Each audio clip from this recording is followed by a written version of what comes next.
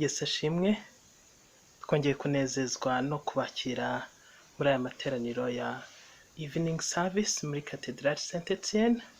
Ndashimira Glory Worship Team batuyoboye neza mu mwanya wo kuramya Imana, kandi ndashimira Imana kubwa buri wese udukurikiye, haba kuri YouTube, haba kuri Facebook, haba ari kuri Instagram. Imana iguha umugisha kubwo kubana natwe no gusengana natwe, ndetse nabo turi kumwe kuri Zoom namwe turabashimiye. Imana ibaha umugisha.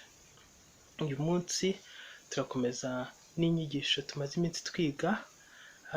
Tumaze iminsi twiga ku buzima bw'intumwa zitandukanye. Twahereye ku ntumwa Petero tujya ku ntumwa Pawulo. Inkuru turimo kwiga ubu ngubu ziboneka mu gitabo cy'ibyakozwe n'intumwa.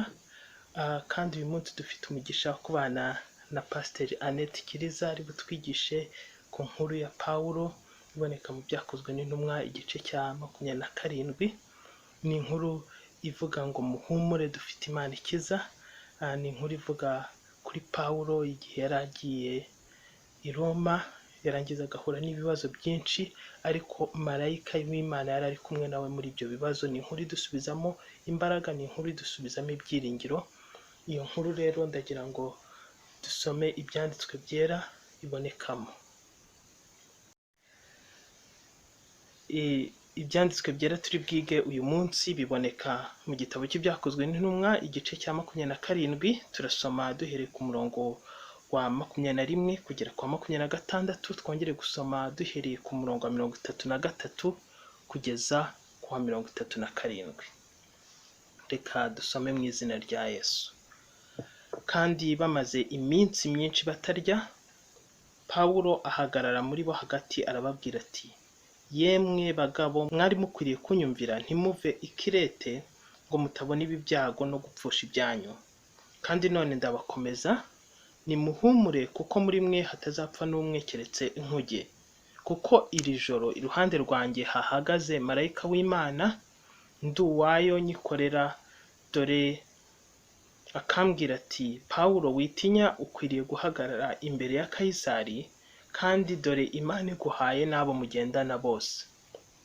Nuko nimuhumure mwa bagabo mwe, kuko nizeye Imana yuko bizaba uko nabwiwe. Ariko dukwiriye gusukwa kuri iki kirwa. Umurongo wa 33. Bwenda gucya, Pawulo arabinginga bose ngo barye, ati none uyu munsi ni uwa 14 mutegereza mutarya, mudakoze intoki ku munwa.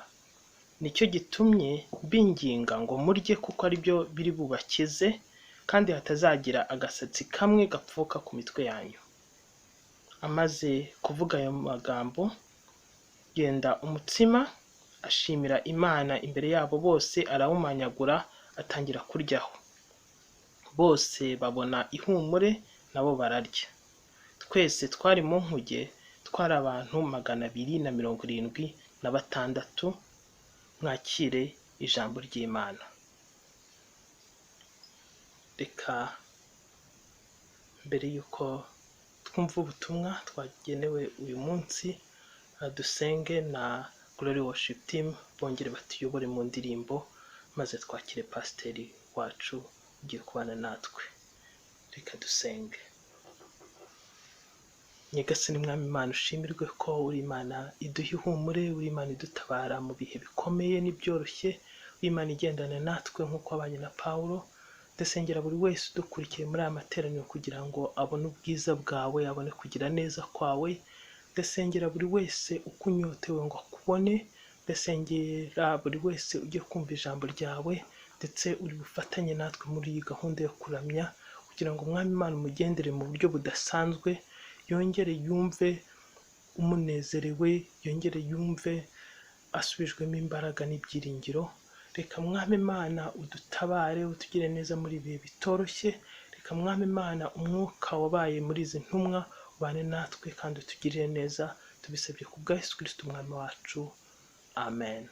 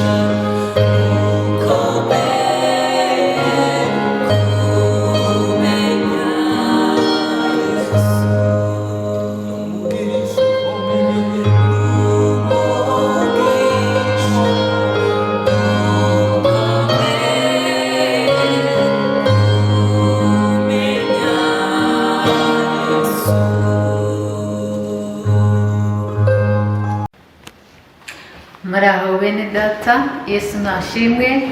Reka mbere yuko dusangira ijambo duhuze umutima dusenga Imana.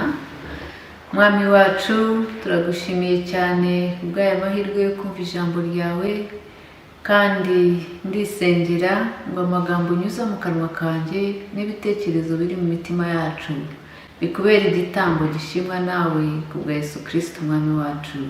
Amen. Nshimiye Imana kubw'amahirwe yo gusangira namwe ijambo ry'Imana, kandi nshimira na Pastor Manase wandaritse kugira ngo nsangire namwe ijambo ry'Imana. Ijambo rero dusangira uyu munsi turarisanga mu gice twasomewe ibyakozwe n'intumwa, igice cya 27, duhereye ku murongo wa 22 tukageza ku wa 44. Bambwiye ko mwize kuri Paulo, kandi ndizera cyane ko abavuze imbere yanjye babasobanuriye Paulo uwo ari we. Ubwo rero hari ibyo ntari buvuge kuko ntekereza ko abambanjirije babivuze, ariko mu magambo make, Paulo yari umuyahudi wo mu muryango w'Ababenjamini wavukiye i Tarshish, yavugaga Ikigiriki, kandi yakoze umurimo utangaje kuko iyo tubonye mu isezerano rishya hafi icya kabiri cyabyo cy'ibitabo birimo n'inzandiko zirimo byanditswe na Paulo. Tuzi kandi ko Paulo uyu yahoze yitwa Sawuli, akaba yararwanije cyane ubukristo, ariko yamara guhura na Kristo agahinduka, kandi agahindurirwa izina, agakorera Imana mu buryo bufatika. Twese tumwigiraho byinshi. Reka rero uyu mugoroba dufatanye kugira ibyo tumwigiraho mu gice twasomewe. Nshimira n'uwadusomeye igice ko yakoze cyane gusoma igice mu buryo bwumvikana. Muri iki gice turabona Paulo ahaguruka ku murongo wa 22 w'igice cya 27, aravuga ati, kandi none ndabakomeza nimuhumure, kuko muri mwe hatazapfa n'umwe keretse inkuge, kuko iri joro iruhande rwanjye hahagaze marayika w'Imana ndi uwayo nkorera. Turabona Paulo ahamiriza abantu bari kumwe mu nkuge. Birashoboka ko muri aba bantu harimo abantu bakorera izindi mana. Burya abantu baturiye inyanja n'amazi bakunda kwemera ko mu nyanja hasi hari imana zabo zihagenga. Wenda muri abo yabwiraga harimo abantu bemera izo mana zo mu mazi. Nagiriwe amahirwe yo kujya kubonana n'abantu begereye Lake Victoria, nkura kuko twarahasuraga. Ariko abantu begereye amazi iyo habaga aksida bajyaga bavuga ngo buri mwaka imana yo mu mazi isaba amaraso. Sinzi niba muri iki gihe cya Paulo harimo abantu b'imyumvire nk'iyo, ariko Paulo turabona ahaguruka agahumuriza abantu bose, kandi akababwira impamvu bagomba guhumurika ko ari uko imana ye akorera. Yohereje marayika ikamubwira ngo ntacyo bazaba. Paulo rero tumwigiraho guhamiriza abantu imana yacu. Kandi Paulo amaze guha abantu ihumure bafite izindi mana, aranababwira ngo iyo mana arayizeye, yizeye ko ibyo yamubwiye byose bizasohora nk'uko imana yabivuze. Ni nk'aho abahamagarira nabo kwizera imana ye, kuko iyo mana ye ari iyo kwizerwa. Uyu murongo rero, umurongo wa 25, uravuga ngo nuko nimuhumure mwa bagabo mwe, kuko nizeye Imana ko bizaba uko nabibwiwe. Uyu murongo wanyibukije ibintu bibiri. Icya mbere, wanyibukije indirimbo mwebwe abenshi muri mwe urubyiruko mukunda kuririmba ngo Mana icyo wavuze ugikurikirana imyaka 1000, ukagisohoza. Pawulo nawe yahamirizaga abantu ati ubwo byavuzwe n'Imana yanjye, ya Mana nkorera, nizeye ko bizasohora uko nabibwiwe. Icya kabiri uyu murongo wanyibukije ni amagambo y'umuhanuzi Yeremiya mu gice cya 17 cya Yeremiya umurongo wa 7 agira ati: hahirwa umuntu wizera Uwiteka akamubera ibyiringiro, kuko azahwana n'igiti cyatewe hafi y'amazi, gishorera imizi ku mugezi, ntikizatinya amapfa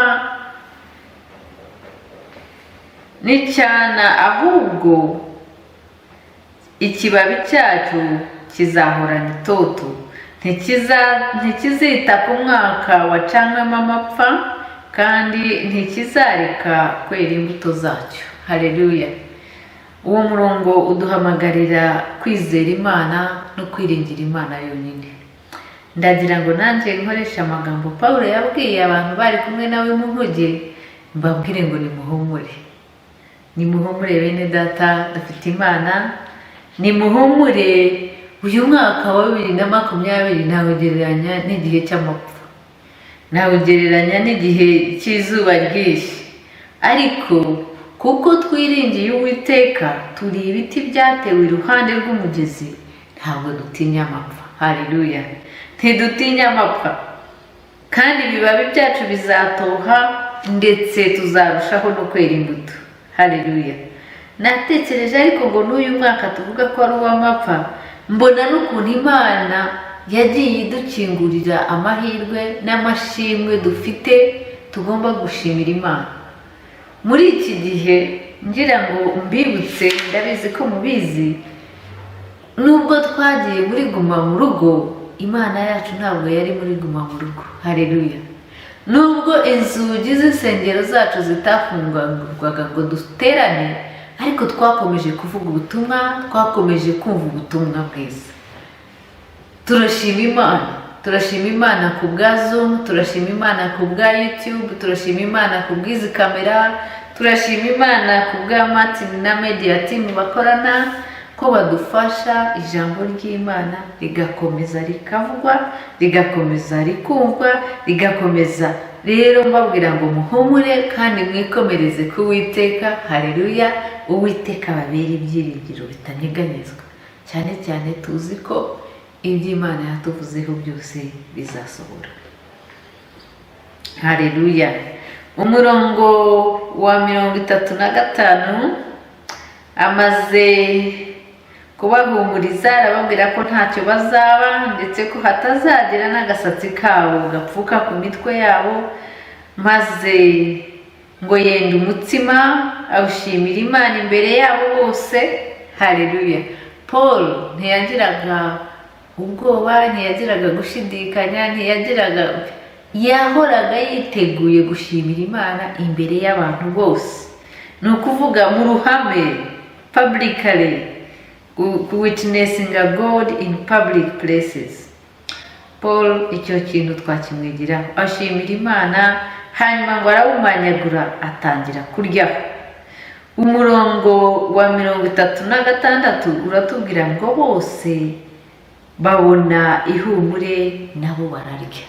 Babonye icyo Paul akoze, arabanza arabinginga, abibutsa akamaro ko kurya, kuko bitunga imibiri yacu, abibutsa iminsi bamaze badakoze intoki ku minwa, arangije afata ibyo kurya yari afite abishimira Imana.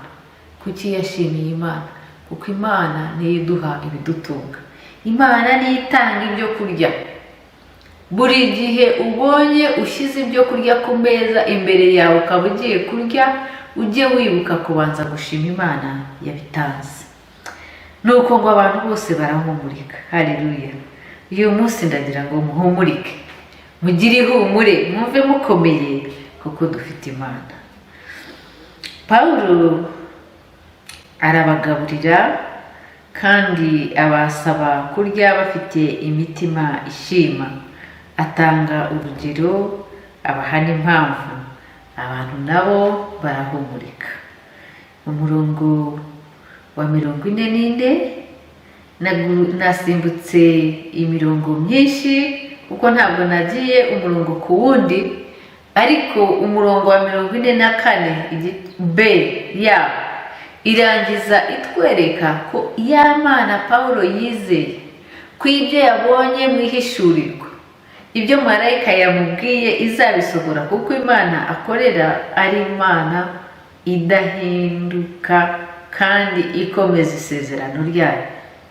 Nuko uwa 44 B haravuga ngo nuko muri ubwo buryo bagera ku nkombe bose barakira.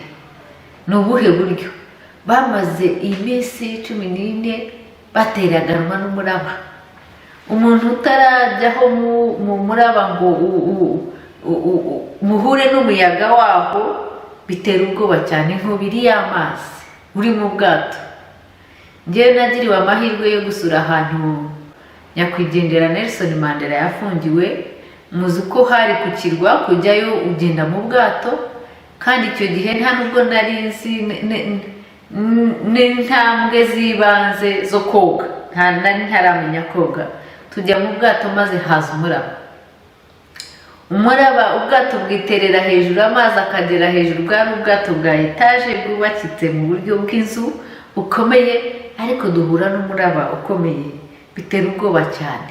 Aba bantu rero bamaze iyi minsi 14, amajoro 18, mu ijoro rya 14 nibwo bageze ku kirwa bageragaho. Byari byabateye ubwoba iyo batagira Pawulo ngo ahaguruke hagati muri uwo muraba abahamirize, abahumurize ko bafite Imana, kandi ko Imana akorera yamubonekeye kandi yamubwiye ko ntacyo bazaba, maze nabo barahumurika. Mu gihe nk'iki cya COVID-19, mu gihe nk'iki giteye ubwoba, turakenera abantu. Abanyarwanda bakeneye abantu, abakristo bakeneye abantu bo kubabwira ngo nimuhumure. Mbonereho mbabwire, nongere mbishimangire ngo nimuhumure, dufite Imana. Haleluya. Uwo muraba twagiyemo, njyewe kubera kutabimenya byandinze kugira ubwoba, ariko abantu bari basobanukiwe ibyo ari byo bagize ubwoba. Bamwe bagenzi banjye barabivishe, babimbwiye tugezeyo, bafata udufoto twabo tw'udupasiporo.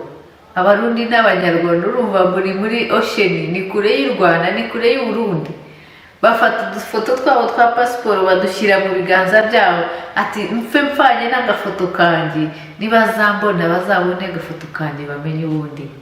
Njyewe kubera ntari nzi iby'amazi, ntari nakanuye amaso mugira mu kureba amazi azamuka agira, burya no kutamenya hari icyo bikurinda, byandinze ubwoba bwinshi icyo gihe, ariko ndababwiza ukuri ko bitera ubwoba. Aba bantu rero bari bakeneye Pawulo. Uyu munsi twaba turi mu nkuge, umunsi turi mu mazi, turi mu nyanja, kandi iyo nyanja, reka isi yacu tuyite inyanja, kandi iyo nyanja turimo irimo umuraba witwa COVID-19. Ndagira ngo mbabwire ngo muhumure, dufite Imana, mwizere Imana, mwiringire Imana, izatwambutsa twese, izatwambutsa twese. Bavuze ngo nuko muri ubwo buryo bushobora gutandukana, uburyo bushobora gukomera, muri ubwo buryo bagera ku nkombe bose. Nasiriye ijambo bose, nta n'umwe bavuyemo, barakira kuko Imana yabivuze. Niki twakwigira kuri Paul umukozi w'Imana? Icyambere ni ukwizera Imana, ukizera Imana yawe. Haleluya. Icya kabiri ni uguhumuriza abandi, kandi agahamiriza abandi Imana ye, akavuga ati Imana yanjye, njyewe Imana nkorera, njyewe Anete, njyewe Imana nitabye, njyewe Imana yampamagaye, njyewe Imana yangabiye umurimo wayo. Iyo Mana ubwo iri kumwe natwe ntacyo tuzaba. Guhumuriza abantu no gutanga umurongo. Pawulo yabaye nkaho ari umuyobozi. Turamubona muri ubu bwato, aravugana n'abasirikare, aravugana n'abasare, arababwira icyo gukora kandi bakagikora. Yatanze umurongo, arahumuriza kandi akababwira icyo gukora. Ni ukwita ku buzima bw'abantu mu buryo bwose. Turabona ko Paul yamenye akababazwa n'uko abantu bamaze iminsi 14 badakoza ku munwa, akabaha ibyo bakoza ku munwa kugira ngo bagaburire imibiri yabo nayo ibihu. Dusoza ndagira nti muhumure, Imana iri kumwe natwe. Buri muntu yiringire Uwiteka, kandi twe kwemerera ikintu icyo ari cyo cyose kudutandukanya n'urukundo rw'Imana. Aya magambo tuyasanga mu Baroma, nacyo igitabo cy'Abaroma cyanditswe na Paul, igice cya 8 umurongo wa 38 na 39. Ni amagambo nkunda cyane ngira ngo nsorezeho tuyatahane mbahumuriza. Ndabibutsa aya magambo ahumuriza. Aya magambo Paul yari yavuze ibintu byinshi, ariko umurongo wa 38 aravuga ngo kuko menye neza yuko naho rwaba urupfu cyangwa ubugingo cyangwa abamarayika cyangwa abategeka cyangwa ibiriho cyangwa ibizaba cyangwa ibifite ubushobozi cyangwa uburebure bw'igihagararo cyangwa uburebure bw'ikijyepfo cyangwa ikindi cyaremwe cyose bitazabasha kudutandukanya n'urukundo rw'Imana muri Kristo Yesu umwami wacu. Amen. Ibintu byose uko byaba biteye ubwoba, ubugari bwabyo, uburebure bwabyo, yewe no kubaho n'urupfu, ntibikwiriye kudutandukanya n'Imana. Paul aravuga ngo menye neza ko, namwe ndabifuriza ko muhishurirwa neza ko nta kintu na kimwe gifite ububasha, gifite ubushobozi bwo kudutandukanya n'urukundo rw'Imana muri Yesu Kristo. Reka dusenge Imana. Uwiteka Mana nziza, turagushimiye ku magambo yawe, tugushimiye Mwami ijambo ryawe riduhumuriza muri iki gihe, kandi ndasengera abantu bawe Papa ngo utange ihumure mu mitima yabo, uduhe kukwizera no kukwiringira, udukomereze ibyiringiro bimwe bidakoze isoni, kandi ugendagende mu bantu bawe abakuru n'abato, abagore n'abagabo. Mwami ugendagende uhaza kwifuza kwabo. Harimo abahangayikishijwe n'ibyo kurya, harimo abahangayikishijwe no kubura akazi, harimo abahangayikishijwe imirabane myinshi muri uru rugendo. Ndakwinginze ngo Mana ubabere Imana ibahagiriza kwifuza. Ukize abarwayi, ugenderere abari mu nzu y'imbohe. Mana wumve gutaka no gusenga kw'abantu bawe, icyubahiro kibi cyawe n'umugisha wawe ube mu bantu bawe, kubwa Yesu Kristo umwami wacu. Amen.